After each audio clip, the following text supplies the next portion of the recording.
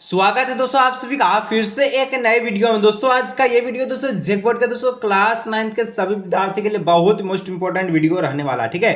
क्योंकि दोस्तों फाइनली कल से आपका बोर्ड एग्जाम शुरू है और कल दोस्तों आपका जो 4 सब्जेक्ट यानी कि 4 विषय का एग्जाम कल आपको ले लिया जाएगा और परसों यानी कि एक दिन में आपका सोशल साइंस का एग्जाम होगा और 4 दिन में आपका साइंस का, ठीक है, मैथ का और आपका दोस्तों हिंदी इंग्लिश, ठीक है, 4 सब्जेक्ट का कल एग्जाम है। हिंदी का वीडियो अपलोड कर दिए हैं। आज के इस वीडियो में हम लोग देखने वाले हैं झारखंड अधिविद्य परिषद क्लास 9 एग्जामिनेशन 2024 का प्रश्न पत्र, ठीक है, जो कि एमसीक्यू टाइप का रहने वाला। सारा का सारा एमसीक्यू क्वेश्चन रहेगा, टोटल 40 गो रहेगा। वीडियो को अंत तक देख के जाइएगा, एग्जाम में तहलका मचा दीजिएगा कल आपका 1 मार्च के पेपर में, ठीक है, 1 मार्च के साइंस के पेपर में, विज्ञान के पेपर में, ठीक है। समय दोस्तों केवल और केवल आपको 1 घंटा ही दिया जाएगा और पूर्णांक इसका जो आपको 40 नंबर दिया जाएगा, यानी कि 40 को क्वेश्चन है और 40 नंबर का आपका प्रश्न भी है।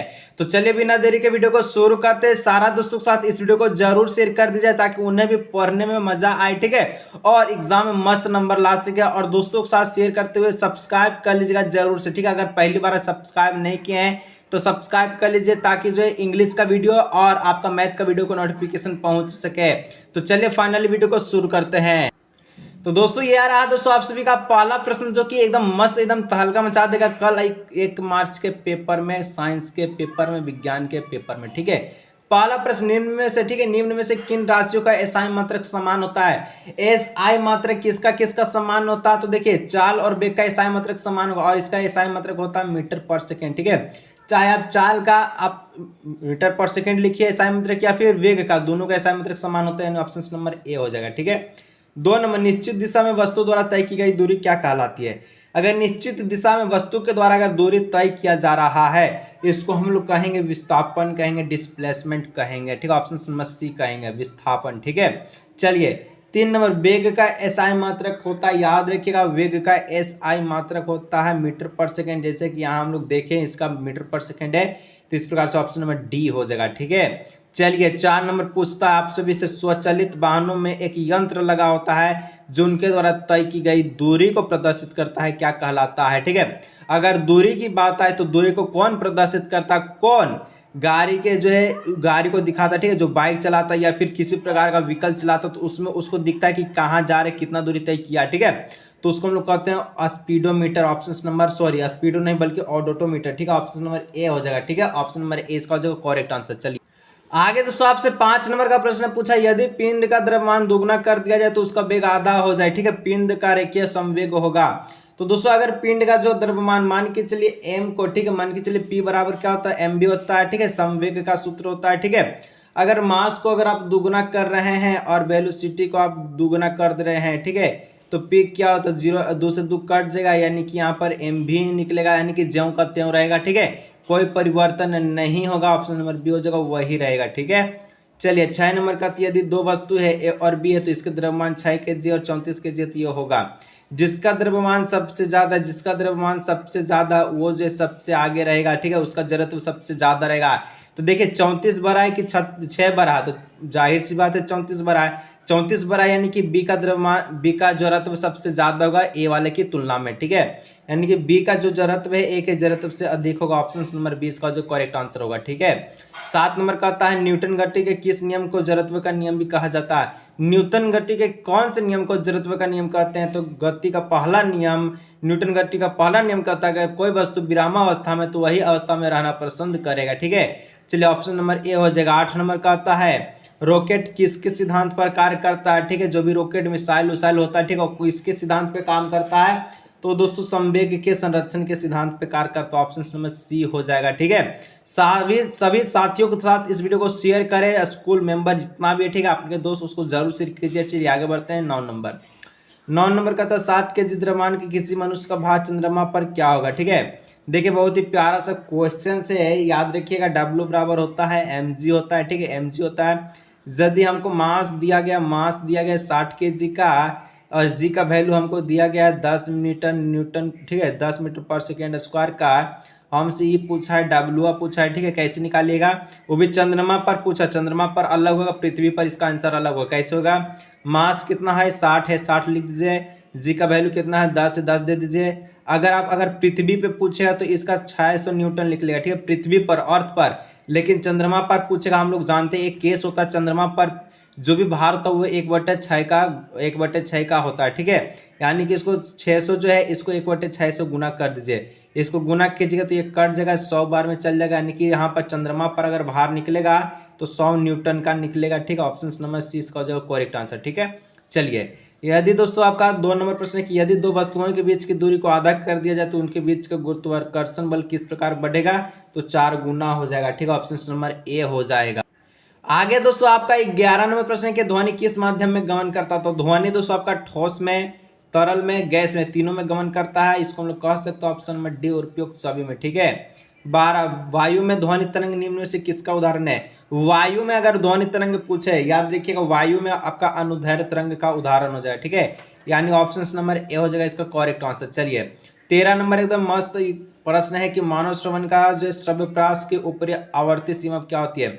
हम लोग जानते हैं कि मनुष्य जो 20 हर्ट्ज से लेकर 20,000 हर्ट्ज तक सुन सकता है। ऊपरी सीमा पूछा तो सीवर इसका 20,000 हो जाएगा, 20 से लेकर 20,000। तो यहाँ देखिए के लिखल है, आपको कहेगा के मन होता है 1000, के मन का होता है 1000 होता है, इसको याद रखिएगा, ठीक है। के मन होता है 1000, तो हम लोग कह सकते हैं ऑप्शन नंबर ए हो जाएगा 13 का करेक्ट आंसर, ठीक है। 20 से लेकर 20,000 हर्ट्ज तक। 14 नंबर दोस्तों कहता है कि दो भिन्न पदार्थों के कणों का स्वतः मिलना क्या कहलाता, तो विसरण कहलाता। ऑप्शन नंबर बी हो जाएगा, ठीक है। 15 नंबर का था बर्फ का गलनांक कितना होता है। बर्फ जो गलनांक हो 0 डिग्री सेल्सियस पर गलना शुरू कर देता है। आंसर आपका देखिए यहाँ पर 0 डिग्री कहीं नहीं है, लेकिन आंसर में केल्विन है। हम लोग जानते हैं 0 डिग्री जो सेल्सियस है केल्विन 273 केल्विन के कितना था बराबर होता है, ठीक है। 273 पॉइंट में भी कुछ जाता है तो पॉइंट को कोई दिक्कत नहीं, 273 जहां लिखे केल्विन में उसको राइट आंसर करना है। ऑप्शन नंबर सी इसका हो जाएगा करेक्ट आंसर, ठीक है। चलिए आगे बढ़ते हैं प्यारे दोस्तों, ठीक है। यानी कि 16 नंबर कहता है कि निम्नलिखित में से किसे सबसे अधिक संपीड़ित किया जा सकता है। सबसे अधिक संपीड़ित किसे किया जा सकता है, तो 16 का ऑप्शन नंबर सी हो जाएगा हाइड्रोजन गैस को, ठीक है, हाइड्रोजन गैस को। ये रहा 16 प्रश्न, ठीक है। अभी और हम लोग देखेंगे, सब्सक्राइब जरूर कर लीजिएगा आगे का वीडियो का नोटिफिकेशन पाने के लिए, ठीक है। चलिए आगे दोस्तों आपसे 17 नंबर प्रश्न है कि निम्नलिखित में से कौन यौगिक का उदाहरण, ठीक है। यौगिक का उदाहरण यहाँ कौन हो जाएगा, तो 17 का ऑप्शन नंबर क्या हो जाएगा, जल हो जाएगा, जिसका सूत्र होता है H2O, ठीक है। चलिए 18 पित्तल किस धातु का वो मिश्रण, तो पित्तल हमेशा याद रखिए, पिताजी से पित्तल, पिताजी से क्या हो जाएगा, पिताजी से आपका हो जाएगा, ठीक है, पिताजी से आपका हो जाएगा पित्तल। पी माने पित्तल, ताम माने हो जाएगा तांबा, और जी माने हो जाएगा जिंक। यानी कि तांबा और जिंक यानी कि Cu, और आपका हो जाएगा Zn, जिसको हम लोग जिंक कहते हैं। ये आगे पीछे भी देख सकता है, कोई दिक्कत नहीं, जैसे कि यहाँ पर आगे पीछे दिया, जिंक पहले है और कॉपर बाद में, कोई दिक्कत नहीं, ऑप्शन नंबर ए हो जाएगा, ठीक है। चलिए 19 नंबर कहता है निम्नलिखित में से कौन रासायनिक परिवर्तन का उदाहरण है। रासायनिक परिवर्तन का कौन उदाहरण, ऑप्शन नंबर सी मोमबत्ती का पिघलना रासायनिक परिवर्तन का उदाहरण है। चलिए 20 नंबर सोडियम ऑक्साइड का सूत्र क्या हो जाए, तो सोडियम ऑक्साइड का सूत्र होता है Na2, ठीक है, Na2O, ठीक है, Na2O। ऑप्शन नंबर 20 का हो जाएगा, 20 का करेक्ट ऑप्शन बी नंबर, ठीक है। चलिए आगे बढ़ते हैं 21। 36 ग्राम जल में जल के कितने मोल मौजूद हो गए। जब दोस्तों 36 ग्राम जल दे दिया, मान के चलिए H2O बराबर कितना दिया, 36 ग्राम जल दिया गया, ठीक है। तो H2O का मोलर द्रव्यमान निकाल लीजिए, तो एक H का होता है 1 गुना में 2 है दे दीजिए, प्लस ऑक्सीजन का होता है 16 इक्वल टू 36, ठीक है। यहाँ हो जाएगा किस प्रकार से, तो इसको किया तो हो जाएगा ये 2 हो जाएगा प्लस 16 हो जाएगा, ठीक है। 16 2 होता है 18, जल में कितना है 36 है, तो 36 भागा में 18 दे दीजिए, ठीक है। H2O में अगर जल का निकालेगा तो इसको काटेगा तो 18 दूनी का 36 चल जाएगा, यानी ऑप्शन नंबर 20 का हो जाएगा करेक्ट आंसर, ठीक है। चलिए आगे बढ़ते हैं 22 नंबर। 22 नंबर कहता है कि C2H2, ठीक है, C2H2 का द्रव्यमान क्या होगा, तो C2 और H2 का जो द्रव्यमान है क्या होगा, ठीक है, C2H2। C का दोस्तों होता है क्या होता है, तो C का हमेशा याद रखिएगा कार्बन का परमाणु संख्या 6 होता है, तो 6 को दुगना कर दीजिए, इसका परमाणु द्रव्यमान निकलेगा, तो 6 होगा, 6 का दुगना हो जाएगा 12, और के को कार्बन है 2 है, तो 2 को गुना में कर दीजिए, प्लस दे दीजिए। हाइड्रोजन का भी हम लोग देखें कि इसका परमाणु संख्या भी और परमाणु द्रव्यमान भी एक के होता है, तो 1 दे दीजिए, और गुना में के को हाइड्रोजन 2 को दे दीजिए, ठीक है। 12 दूना हो जाएगा 24 प्लस है ये 2 एकम हो जाएगा 2, 24 और 2 कितना हो जाएगा 26 हो जाएगा। 26 कहाँ दिख रहा है, तो 26 हमको ऑप्शन नंबर सी में दिख रहा है, ऑप्शन नंबर बी में दिख रहा है, ऑप्शन नंबर 20 का हो जाएगा करेक्ट आंसर, ठीक है। इस प्रकार से बनाना है तो मस्त लगेगा। चलिए 23 नंबर बढ़ते हैं। इलेक्ट्रॉन का खोज कौन किया, ठीक है, इलेक्ट्रॉन का खोज कौन किया, तो J Thomson, option number B number, ठीक है। चलिए आगे बढ़ते हैं। आगे दोस्तों आपसे 24 नंबर का, तो यदि तत्व में 11 गो इलेक्ट्रॉन है 12 गो न्यूट्रॉन है तो उस तत्व का परमाणु संख्या क्या होगा। इलेक्ट्रॉन का संख्या कितना दिया गया, इलेक्ट्रॉन आपका कितना दिया है, तो इलेक्ट्रॉन को हम लोग ई माइनस से दर्शाते हैं, ठीक है। 11 को दिया गया है। न्यूट्रॉन जो कि कोई चार्ज नहीं होता, ये आपका 12 गो है। हमसे प्रोटॉन पूछा, प्रोटॉन क्या होगा। अब देखिए एक चीज ध्यान रखिएगा, जितना इलेक्ट्रॉन होता है उतना ही प्रोटॉन होता है, ठीक है। प्रोटॉन हो जाएगा तो कितना हो जाएगा, प्रोटॉन हो जाएगा आपका 11। अब जितना प्रोटॉन होता है उतना ही कितना होता है, परमाणु संख्या होता है, क्योंकि प्रोटॉन का संख्या परमाणु संख्या के बराबर होता है। इसलिए जब प्रोटॉन 11 है, ठीक है, तो यहाँ पर परमाणु संख्या भी 11 हो जाएगा और ऑप्शन नंबर ए हो जाएगा, ठीक है। चलिए 25 नंबर, किसी तत्व के समान समस्थानिक में निम्नलिखित में से कौन से परमाणु का समान नहीं होगा, ठीक है।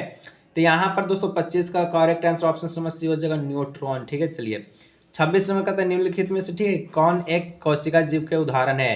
तो 26 का ऑप्शन नंबर क्या हो जाएगा, सी नंबर इसका हो जाएगा। अमीबा जो है क्या है, तो एक कोशिकीय जीव का उदाहरण, एक कोशिका। अमीबा में एक कोशिका पाया जाता है, ये आपको पता होगा, ठीक है। 27 लाइसोसोम का निर्माण कौन करता, तो लाइसोसोम का जो निर्माण करता है उसका नाम है गोल्जी उपकरण, ऑप्शन नंबर सी हो जाएगा, ठीक है। आगे 28 नंबर, कोशिका झिल्ली के आर पार पदार्थों को अपना, ठीक है, आना जाना किस प्रक्रिया के द्वारा होता है, पौधे में, ठीक है, यानी कि कोशिका झिल्ली में आर पार पदार्थों को आना जाना किस प्रक्रिया के द्वारा जो होता है। तो यहाँ पर 28 का जो करेक्ट आंसर क्या हो जाएगा, ऑप्शन नंबर हो जाएगा सी नंबर, ठीक है, परासरण के कारण। चलिए 29 नंबर दोस्तों कहता है कि पौधे पर, ठीक है, पौधे के शीर्ष पर कौन सा उत्तक होता है। जो भी पौधा होता है इसके शीर्ष पर कौन सा उत्तक होगा, आपसे पूछा भी, वो तक जाइलम, फ्लोयम या फिर पेरेन, ठीक है, पेरेनकाइमा। तो यहाँ पर 29 का ऑप्शन नंबर ए हो जाएगा, विभोजित उत्तक, सबसे ऊपरी उत्तक को कहते हैं, उत्तक को कहते हैं, ठीक है। 30 नंबर, रक्त के तरल आधारी भागों को क्या कहते हैं, ठीक है, अधात्री भाग को। रक्त के तरल अधात्री भागों को क्या कहते हैं, तो हम लोग कहते हैं प्लाज्मा, ऑप्शन नंबर बी हो जाएगा, ठीक है। अभी 10 और प्रश्न है, अब 10 और प्रश्न हम लोग देखेंगे, उसके बाद हम नेक्स्ट वीडियो में आएंगे, ठीक है, इंग्लिश का आपको लेकर के वीडियो। 31 नंबर, श्वेत क्रांति किससे संबंधित है। श्वेत माने सादा, श्वेत माने सादा, श्वेत माने सादा, सादा माने सादा कौन हो जाएगा, मत्स्य यानी कि मछली, आपका फसल, दूध, मधुमक्खी, तो सादा होता है दूध, यानी ऑप्शन नंबर सी। 32, निम्नलिखित में से कौन रबी फसल का उदाहरण, रबी फसल यहाँ पर चना हो जाएगा, ठीक है, ऑप्शन नंबर डी हो जाएगा, चना। रबी फसल किस ऋतु में उगाया जाता है, तो अभी की ऋतु यानी कि ठंडे की ऋतु में, और ये जो काट लिए जाते हैं, ठीक है, गर्मी के यानी कि शुरू दिन में, ठीक है, यानी कि चढ़ते गर्मी में, ठीक है। चलिए 33, जीव के वर्गीकरण का सबसे ज्यादा मूलभूत लक्षण क्या हो सकता है, तो 33 का ऑप्शन नंबर सी हो सकता है, उसका कोशिका संरचना, ठीक है। आगे बढ़ते हैं नेक्स्ट, अब हम लोग जो है 34 में, पादप वर्ग का उभयचर किसे कहते हैं, तो पादप वर्ग का जो उभयचर को हम लोग ब्रायोफाइटा कहते हैं, यानी ऑप्शन नंबर इसका बी हो जाएगा करेक्ट आंसर, ठीक है। आगे बढ़ते हैं 35 नंबर, व्हेल निम्नलिखित में से किस वर्ग से संबंधित है, व्हेल मछली, ठीक है, वो कौन से वर्ग से संबंधित है, तो 35 का ऑप्शन नंबर डी हो जाएगा, मत्स्य, ठीक है, मत्स्य यानी मछली से, ठीक है। आगे हम लोग नेक्स्ट बढ़ते हैं 36 नंबर, वैश्विक उष्मा के लिए कौन सा गैस उत्तरदायित्व है, वैश्विक उष्मा के लिए दोस्तों कौन सा गैस उत्तरदायित्व है, 36 का ऑप्शन नंबर हो जाएगा कार्बन डाइऑक्साइड, CO2, ठीक है।